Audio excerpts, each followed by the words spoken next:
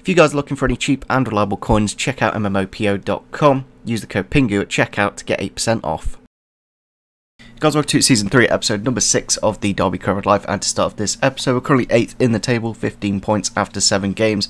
However, if we do win this next game against Wolves, I believe we do potentially go all the way up to 2nd in the table, so good opportunity to get us back into those Champions League places, and yeah, it's going to be quite an interesting episode. We're going to be a little bit more focused on the Premier League in this episode with games against Wolves, Man United and Spurs, which we'll be using our first team, and our second team against Victoria Plazan. I think the second team should be good enough to beat that team. I think they're from the Czech League. I could be wrong though, but yeah, the game's at home and they haven't exactly got the best team in the world.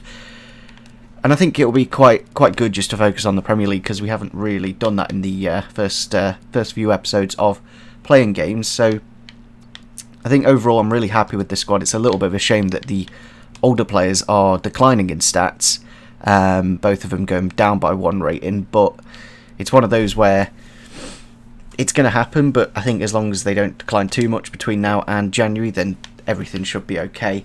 So yeah, let's go into the game against Wolves at Molineux. We will be maybe making a couple of changes just due to fitness, although I could probably get away with keeping him in at 90 fitness and then just sub him off later on, because it is the international break after this game, so it doesn't matter too much. Here we are then at Molineux against Wolverhampton Wanderers. Be interested to see what kind of team Wolves do have, because I think they have sold quite a few of their bigger players.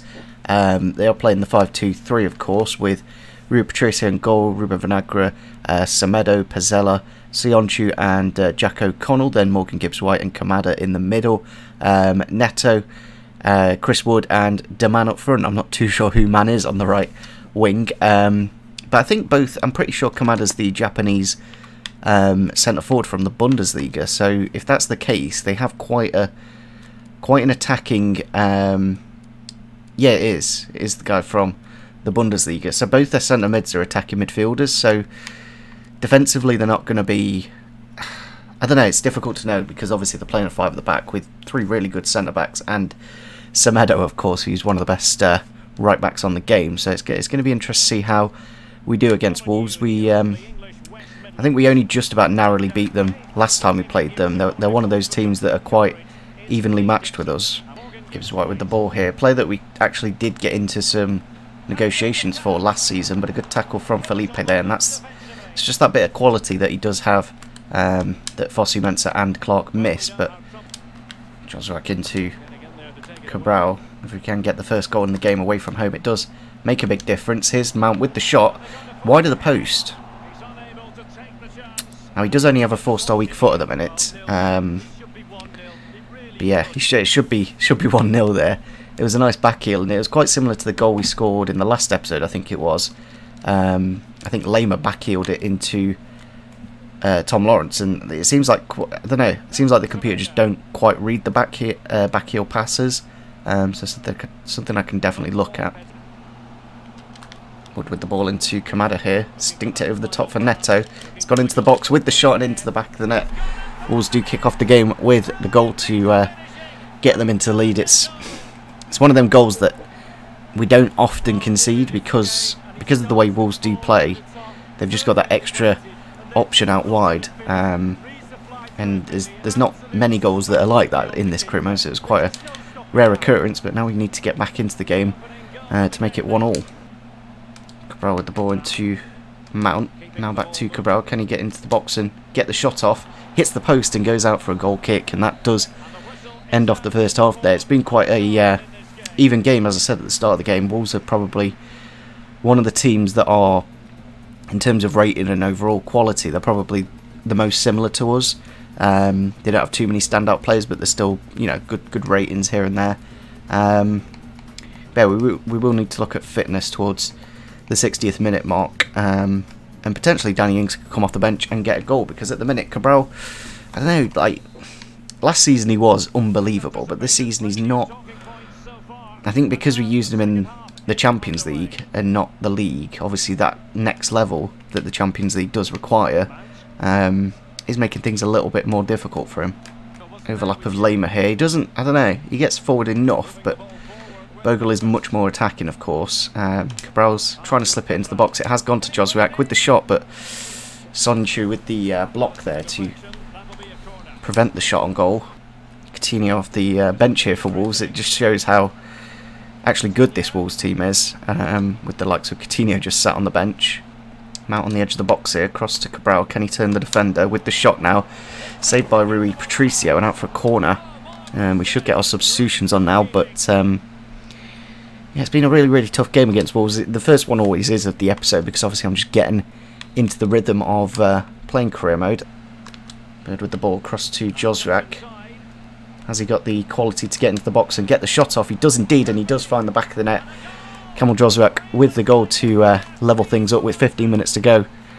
Really important time to score, and yeah, away from home I'm not too fussed if we only get a point. Obviously if we win this game we can go second in the league, but I think just cutting inside with wingers is a really effective way of getting goals, and that's why I've got Jack Harrison on that right hand side. I will actually get Danny Ings up front, since he is, every time he does get on the pitch he does seem to score. And obviously Cabral, as I said, in the Champions League, it's, I don't know, it's really difficult to explain why he's not quite the player he was last season. Obviously the difficulty of the Champions League is much harder, and that's probably why. Lehman with the interception into Mason Mount. Cross to Cabral, now inside to Lehman, who has got the legs to drive it forwards into the Wolves box. Has he got the finish though to find the back of the net? A really good hand from Rui Patricio to prevent that goal. And we do still have the ball on the edge here. Through for Jack Harrison. Keeper's coming close. I'm going to pull it back and whip it into the middle. Cabral's there waiting with the header, but wide of the post, unfortunately. I've just made my final substitution, going to a 4-4-2 with Danny Ings and Cabral as the front two, just to see how we do. Obviously that's definitely one option we can look at in terms of moving to that formation. And there we go, full time against Wolves. It is a 1-1 draw in the end. Couldn't quite find that winning goal. Maybe Mason Mount could have scored this opportunity in the 15th minute. I think that's definitely a missed opportunity there to get the 3 points for sure. But Rui Patricio was very good in this game. You know, a number of saves to prevent a number of our shots, and yeah, I'll take a point away from home. Oh, I've just seen something on the right hand side there, and we do get Player of the Month for Danny Ings, which is nice to see.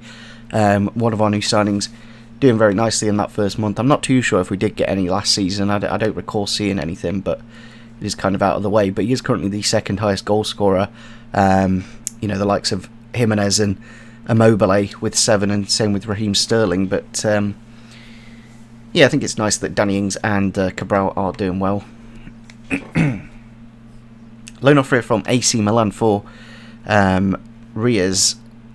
The issue with him is I'd like this deal to be done, but I want him to grow in stats, and I don't know if those two things can happen if he goes to a club like AC Milan, so I will reject it for the time being.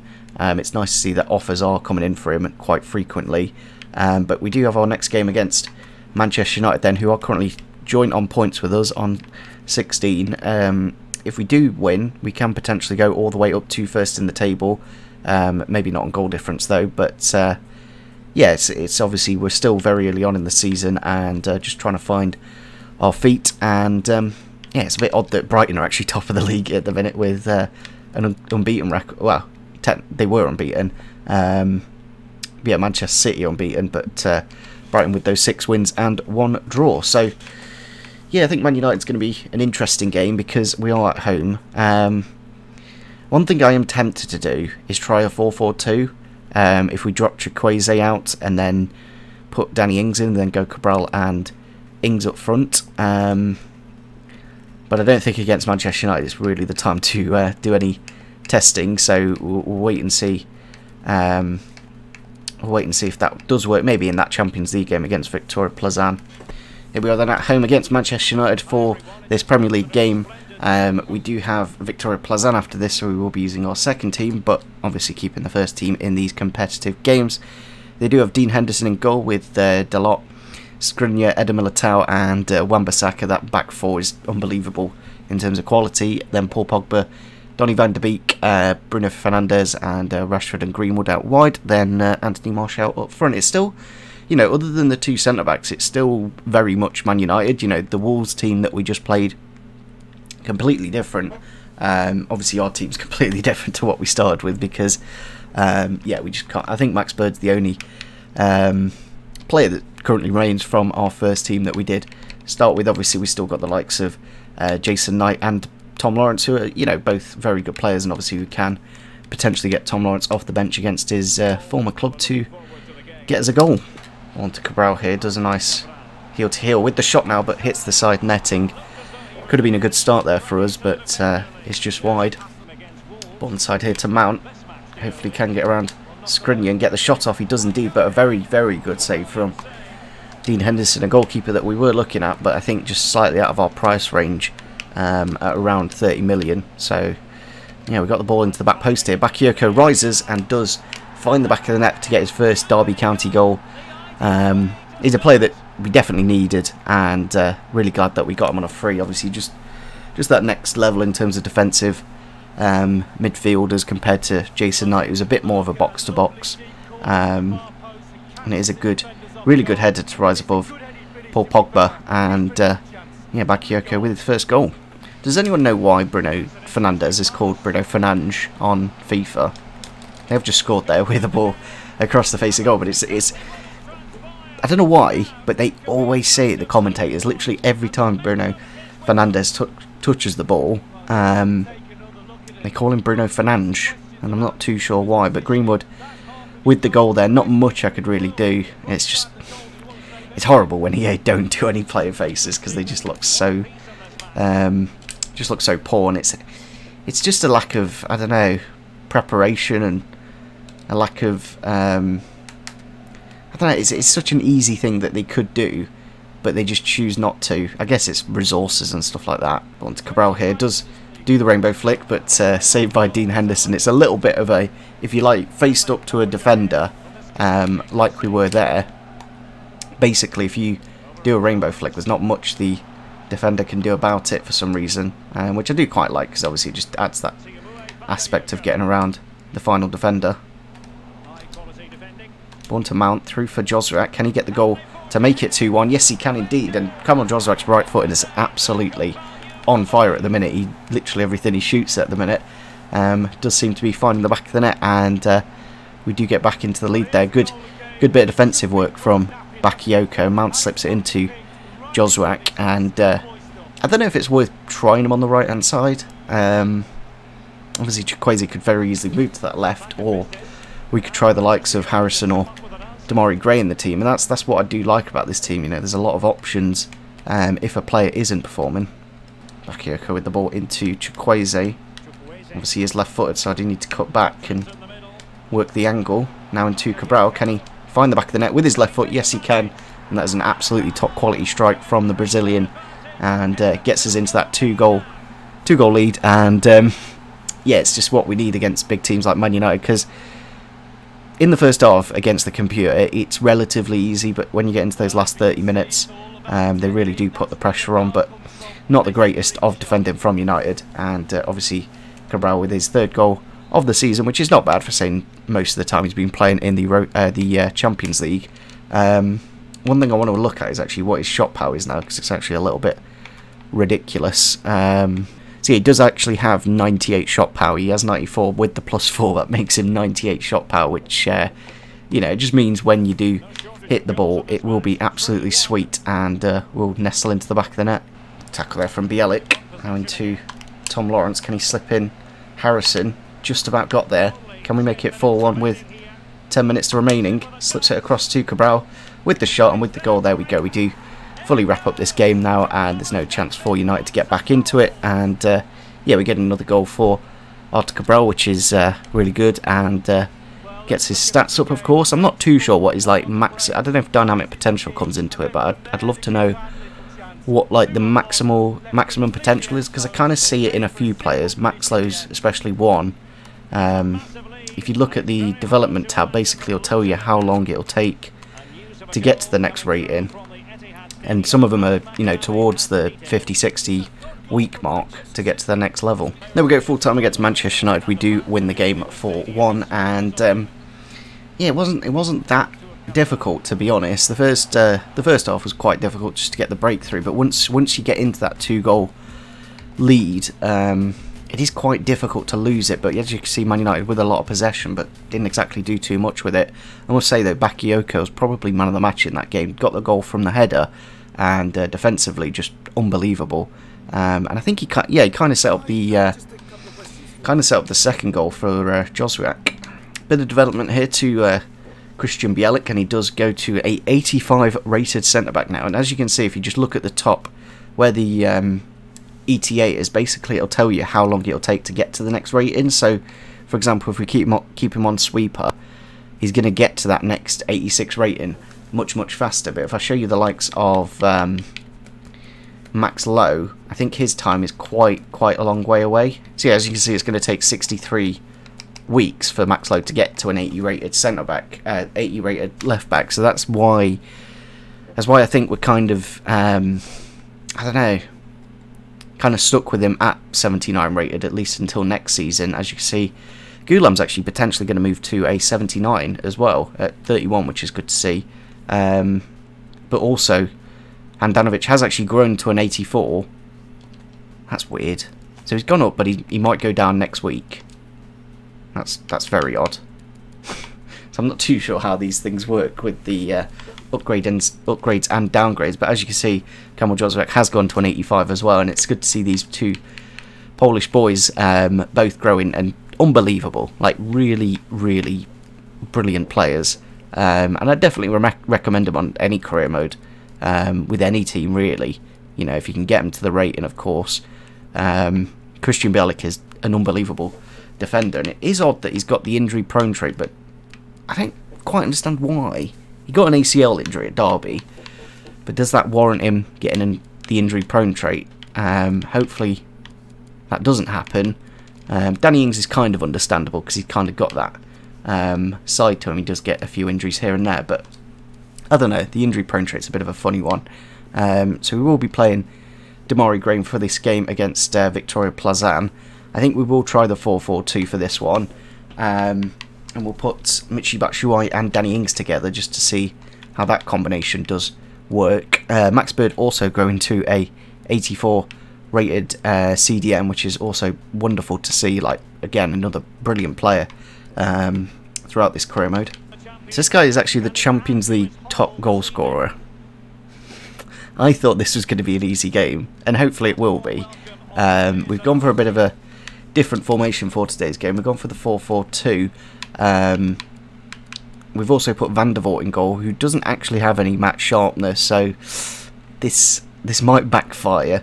But obviously this is like probably one of the easiest games that we should realistically be having. I will have a look at their team, but I very much doubt. I'm just trying to see if I even know any of these players, and no, not a single one. But apparently who was it who the top goal scorer was? It might be the centre mid, Samak, or Chori. I'm not too sure who the top goal scorer was. It might even be Mihalik, the left winger. I literally cannot remember for the life of me. But yeah, it'll be interesting to see how we do against a very unknown Victoria Plazan. Victoria in the attack here. Chance in the box. Cross to Chori. Not too sure who the top goal scorer is, but they have made it 1-0 there. I don't know if I've done something very silly here by playing a weak team, but I don't know. I assumed because they're bottom of the league, and I literally can't think of a single player. But they do make it 1-0 there with Samak. We do have a few players on the bench to potentially increase the quality of this side, but yeah, not exactly the dream start we were looking for. Ings with the ball into Harrison. Now into Jason Knight. Can he slip in Danny Ings? Can he go around the final defender with the shot now into the back of the net? And Danny Ings is a ridiculous finisher. Like, that is a bit of a silly angle to be scoring that goal from, but he does find the back of the net there and gets us back level with Victoria. But a good ball from Jason Knight, but an even better run. And yeah, I don't know how Danny Ings has really found the back of the net there, but does get his first goal of the Champions League, I believe. Chance here to counter-attack if we can get the ball out wide here to Jack Harrison. He has got the pace to break through this defence. Hopefully we can find a chance in the middle. across here to Sibley with the shot and into the back of the net. Really nice bit of counter-attacking football there. Gets us into the lead, and Sibley, the captain for today's game, completely forgot who the captain really was, to be honest. But yeah, it's good to see him with the captain's armband, of course. And I don't know if this 4-4-2 will be something I'll look at, but I thought for this game, since we've got, you know, 3 strikers, just to try and keep them all happy, get them both in and see how we do. Batshuayi with the ball here, out to Jack Harrison. Harrison's finding a lot of space here, and he has found it across to the poacher, Danny Ings, to make it 3-1. And this is a little bit more what I was looking for when we came into this game. I wasn't expecting them to score a goal, and for us to get like 3 or 4, maybe even 5 goals in this game, just to help us out in the goal difference department. Oh, that's a great tackle. That's a really, really good tackle from Ghulam, and now Batshuayi can bring it forwards. Can he get the shot off? He can, but it's gone across to Danny Ings with the shot and into the back of the net. Unfortunately, he is offside though, and maybe I should have slipped him across instead of gone solo with Batshuayi. Obviously, Ings in absolute fire at the minute. Literally any chance that you do get him, he does seem to be scoring. Chance here for Jason Knight. He's gone through on goal. Can he find the back of the net and make it 4-1? Yes, he can. And I think that's pretty much this game wrapped up at this point. And I'll even probably rest a couple of players if we do go back to the 4-2-3-1. We'll drop Danny Ings, bring on Riaz. We have just got Fernandez on at left back as well. I'm just trying to get everyone on stamina, of course. It's one of those where you just got to balance things up as best as possible. There we go, full time against Victoria Plazan. We do win the game 4-1 and get that three goal difference, and that will just obviously keep us in that very good position in first. Obviously Danny Ings, Louis Sibley, Danny Ings again, and the final goal for Jason Knight, making the difference. Obviously they did well early on, get that goal. They had a lot of possession, but again, yeah, we just did enough to get the 3 points, and we'll have a look and see how the Champions League group looks like now. So we have had a message here from Chelsea, and it is unfortunately Batshuayi about his little playing time. I wish there was a way of knowing how much you actually need to play. You know, like, it's kind of difficult to understand. Do they want him to be a first team playing every game, or do they want him just coming off the bench every game? So yeah, we might need to look to play him a little bit more. Obviously it won't be affected anyway until January, so it's one of those where, you know, we've got what, like 8, 9, you know, we've probably got just about under 20 games between now and January, so even if the loan does get cancelled, he's not been that impressive as well. I much prefer Danny Ings, and maybe that money that we are spending on his wages can go elsewhere, and we could potentially look at another striker. If I just look at his current, you know, he hasn't scored in 4 games that we have played with him, 2 assists though, which are nice, of course. But financially, I'm not too sure if we're paying those wages or not. And obviously we could always make it permanent, but I think there's better players out there. It's a really nice loan player, but I think financially buying somebody younger would probably be the best thing to do. Yeah, next game is against Spurs. We're currently 5th in the table. They are down in 6th. So yeah, if we do win this game, we could potentially go up to 1st in the table. And that would be a really nice way to end off this episode. I will have a look actually at the Champions League group now that we have finished our, you know, we're at the halfway point with 3 games played. We've won all 3, and we do have a +7 goal difference. And yeah, it might come down to the final game against, is it? I don't know. I think we got Inter Milan just before Victoria Plazan, haven't we? So it might come down to that Inter Milan game where we might lose it, and then because we won the alternate game, we might go through on goal difference. So it's really important that we do get as many goals as we can against Victoria Plazan and Benfica, of course. So yeah, let's go into the game against Spurs. I don't know, will I put that green kit on, or do I want that yellow? I do really like the yellow Spurs kit. Here we are then at home for the final game of the episode against Tottenham Hotspur. The difference between home and away games is, you know, it's unbelievably different, and I'd love to know the mechanics behind it and why that is. But yeah, they've got Hugo Lloris in goal, Reguilon, Hinteregger, Joel Matip, Matt Doherty, or Doherty, Højbjerg, McTominay, then Heung-min Son, Rolls, Musa Sissoko and Josh King up front. No Harry Kane, obviously he's gone to Man City. So it's not the strongest of Spurs teams. Obviously still got Heung-min Son, Lloris and a couple of others, but it's a very beatable side. Ball out to Son. Obviously Lema's going to have to do well to prevent the goals. It's gone 1-2. Now with Josh King and into the back of the net. They do make it 1-0 then, the 20th minute to get them started in this game.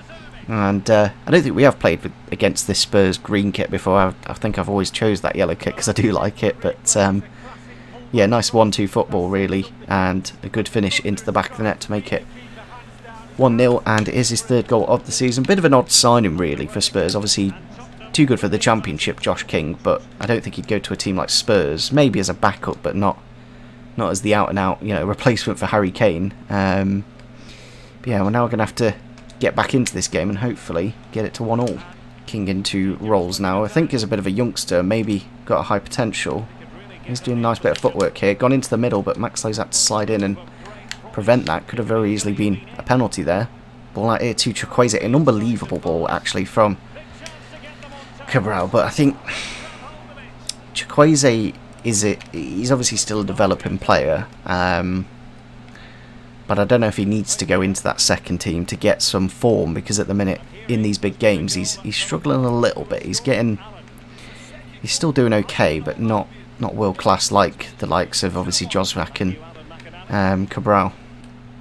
Chance here through the middle for King. Has he got the shot? Yes, he has, and he has. Find the winning goal there to get Spurs the 3 points, and it's been a really, really tough game. Like, this feels like ultimately it's so frustrating that the consistency of the difficulty is so varied. But I guess against Spurs we realistically should be losing these games. It's just that the Man United game was just so easy in comparison, and it's just, I don't know, I just feel like when you do play against a top 6 team you should really struggle.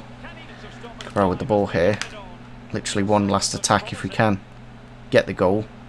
I doubt we'll get anything from the game, but it'd be nice to get the consolation goal, and we do get the goal with Danny Ings, the poacher. And the frustrating thing is we made the change to go to that 4-1-2-1-2.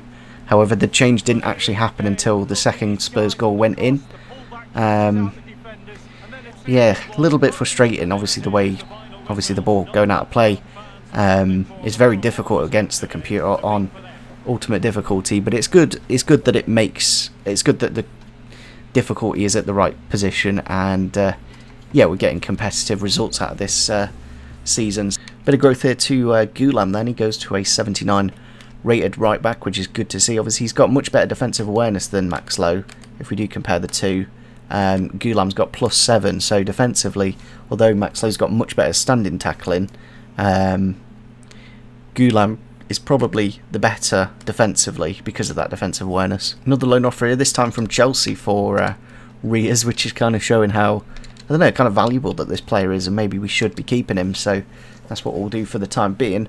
But yeah, we'll kick off the next episode with the Carabao Cup game against Liverpool. Then we'll play Crystal Palace. Then we'll play Victoria Plzen and finish off with the Chelsea game. It's a bit, I don't know, it's kind of odd that the fixtures are mirrored. Actually, they're not, are they? Because we started with Benfica, didn't we? Yeah, so it's completely random. So yeah, we've got Victoria Plzen. 2 away games in the Champions League, so it'll be interesting to see how we do. But we do finish off with the home game against Inter Milan. Very tough month of December, especially if, you know, I don't know, we'll wait and see. But yeah, I'm really enjoying the fact that we do have the first team and the second team, narrowly losing that Spurs game, which is a bit of a shame. But I think just, I don't know, defensively Spurs were unbelievable that game, and we couldn't find the breakthrough. If we do win this next game against Liverpool, you know, there's not going to be many big teams left in this competition. There's going to be Man United and Chelsea, and that's about it. So if we can somehow miraculously win this next game in the next episode against Liverpool, obviously we beat Man City by 1-0. So if we can do the same at home this time against Liverpool, then we'll have to wait and see, of course. So yeah, we're currently in the 7th position in the Premier League. you know, it could have been nice to get something from that Spurs game, but they are a very good team indeed. But we're still only 5 points off the top of the table, so the title it's there, but still, you know, we still need to make sure we get the 3 points in quite a few of these games. So yeah, hopefully guys did enjoy this episode. Make sure you do leave a like, rate if you did enjoy, and see you soon. Bye.